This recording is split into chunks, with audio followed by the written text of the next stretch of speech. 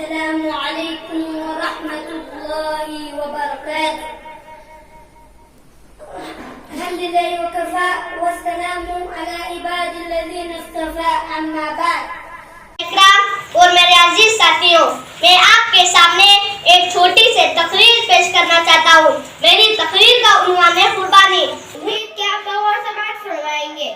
محترم حضرات، قربانی اللہ تعالیٰ کی بہت بڑی عبادت ہے. یہ حضرت ابراہیم علیہ السلام کی عظیم سنت ہے.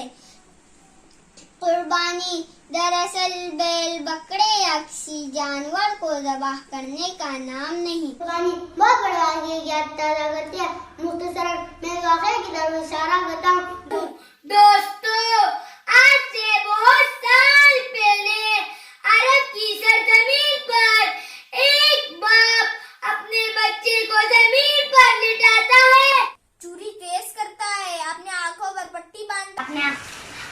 پٹی باندھتا ہے اور اپنے بچے کی گردن پر چھری چلاتا ہے. اتنے میں خون بہنے لگتے ہیں، سر کے بدن کا تعلق ختم ہو جاتا ہے. روح تب آ کے کھول کر جب آپ دیکھتا ہے حیران ہو جاتا ہے.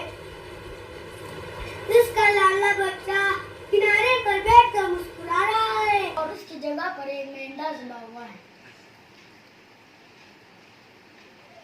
اور آسمان سے آواز آ رہی ہے، ابراہیم تم امتحان میں کامیاب ہو گئے.